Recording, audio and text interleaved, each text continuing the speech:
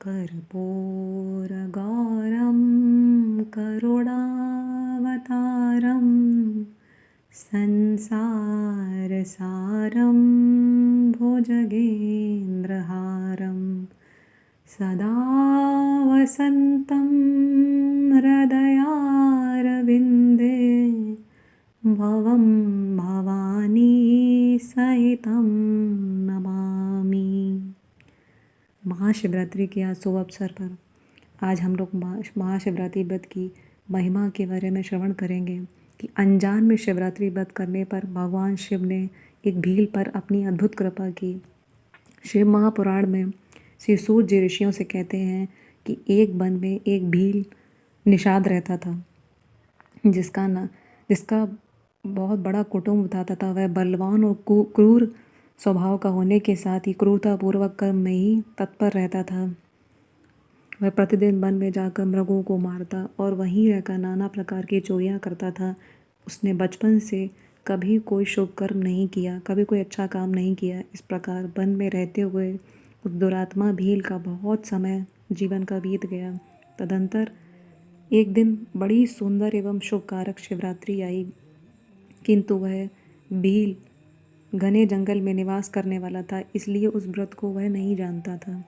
उसी दिन उस भील के माता पिता और पत्नी ने भूख से पीड़ित होकर उससे बार बार याचना की, कहा, हे बनेचर, हमें खाने को दो। उनके इस प्रकार याचना करने पर वह तुरंत धनुष लेकर चल दिया और हिरणों के शिकार के लिए सारे वन में घूमने लगा।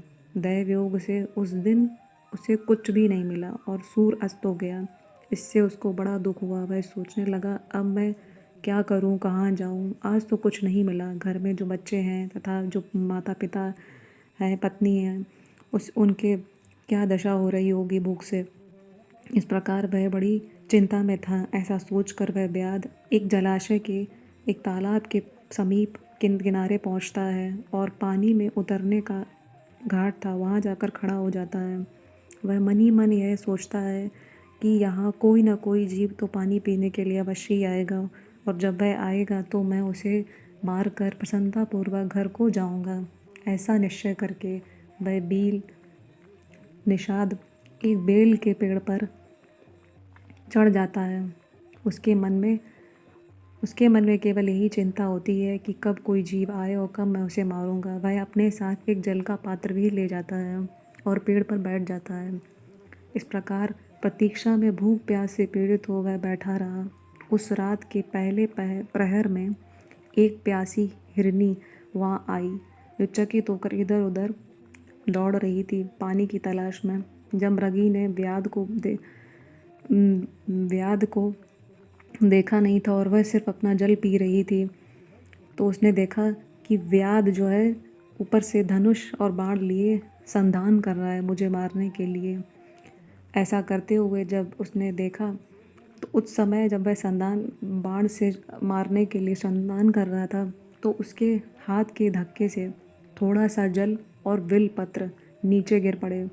उस पेड़ के नीचे महादेव की शिवलिंग विराजमान था। जल और बिलपत्र से शिव की प्रथम प्रहर की पूजा संपन्न हो जाती है।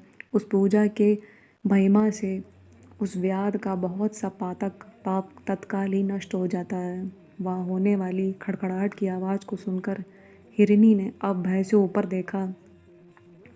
व्याध को देखते ही वह व्याकुल हो गई और बोली, हे व्याध, तुम क्या करना चाहते हो? सच सच बताओ।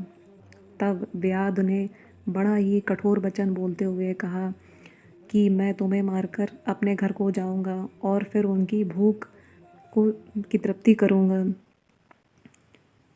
हिरनी ने बोला, मेरे मांस से तुमको सुख होगा। इस अनर्थकारी शरीर के लिए इससे अधिक महान पुण्य और क्या हो सकता है? पृथ्वी पर उपकार करने वाले प्राणी को इस लोक में जो पुण्य प्राप्त होता है उसका 100 वर्षों में भी वर्णन नहीं किया जा सकता। तब परंतु तुम मुझे मारना, लेकिन उससे पहले मैं अपने बच्चों को आश्रम में जाकर अपनी बहन तथा अपने स्वामी को सौंपकर लौट आऊँगी तुम्हारे पास, तब तुम मुझे मारना। ऐसा कहकर वह उसे कहने लगी व्याध से, मेरी बात को मिथ्या मत समझो, झूठ मत समझो। मैं अभी अपने बच्चों को सौंप कर तुम्हारे पास पुनः आ जाऊंगी।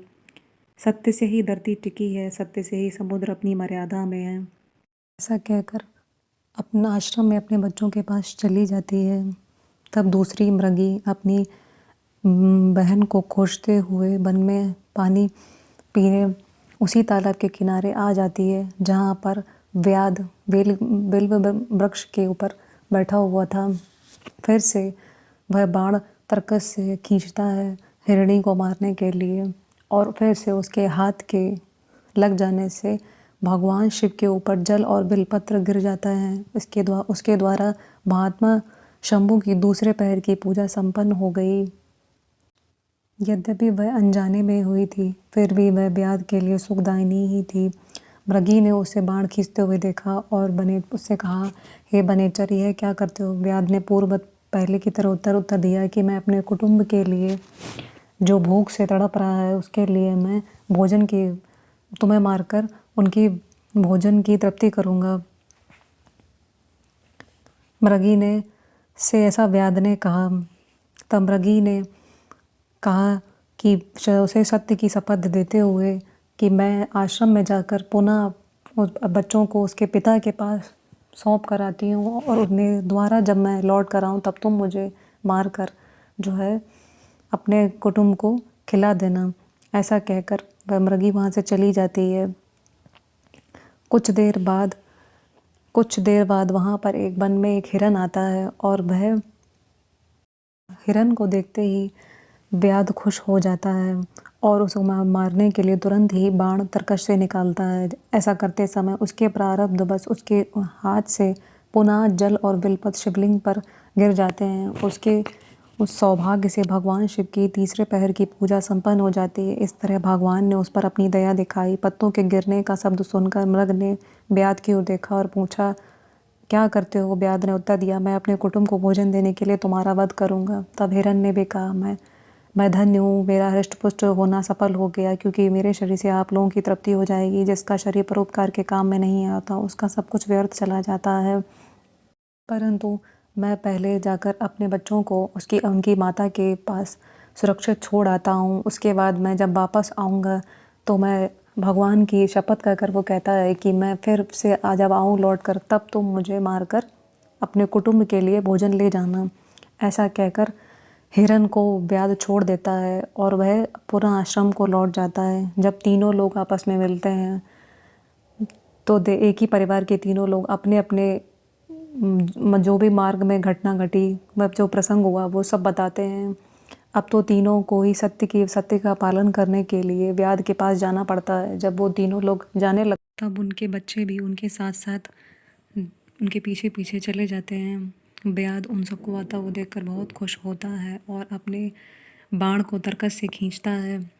पुनः उसके हाथ से जल और बिल्व भगवान शिव के ऊपर गिरता है। तब शिव भगवान की चौथे प्रहर की शुभ पूजा भी संपन्न हो जाती है। उस समय व्याध का सारा पाप तत्काल भस्म हो आता है। इतने ही में दोनों मृगियाँ और मृग बोल उठते हैं, शीघ्र करवा करके हमारे शरीर को मारकर तुम भूख की तृप्ति कर लो। व्याध मन में सोचता है कि मैंने प्रतिदिन अनेक प्रकार के पाप करके अपने कुटुंब का पालन किया। वह अपने मन में अपने पाप का स्मरण कर रहा होता है और कहता है कि हे श्रेष्ठ मगो, तुम जाओ, तुम्हारा जीवन धन्य है। व्याध के ऐसा कहने पर ही भगवान शंकर तत्काल प्रसन्न हो जाते हैं और अनजाने में उसके द्वारा की गई 4 प्रहर की पूजा को स्वीकार कर लेते हैं। व्याध को भगवान दर्शन देते हैं और आशीर्वाद देते हैं और उसे नाम दीक्षा देते हैं।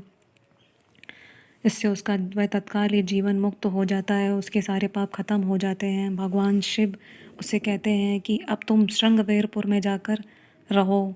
वहाँ भगवान राम जब त्रेता में आएंगे तब तुम उनसे मित्रता करके तुम उनकी सहायता करना। ऐसे भगवान शिव के ऐसा वरदान देने पर वह श्रृंगवेरपुर में भील चला गया और त्रेता में भगवान जब श्री राम आए तो भगवान ने उस पर कृपा की और उसे भगवान शिव का सायुज मोक्ष प्राप्त हो गया। जो भक्ति भाव से भगवान की पूजा करता है उसे तो भगवान किस पर कृपा करते हैं, इसका कोई वर्णन नहीं किया जा सकता। भील ने अनजाने में ही भगवान शिव के 4 प्रहर की पूजा की थी। भगवान शिव ने शिवरात्रि व्रत की की महिमा को बहुत दिव्य बताया है और कहा है इस दिन जो भी मेरा अभिषेक करता है, मेरा नाम जप करता है, उसे मेरे ही सानिध्य की प्राप्ति होती है। बोलो उमापति महादेव की जय। हर हर महादेव, हर हर महादेव, हर हर महादेव। राधे राधे। अगर आपको यह वीडियो पसंद आया हो तो प्लीज़ लाइक और शेयर कीजिए।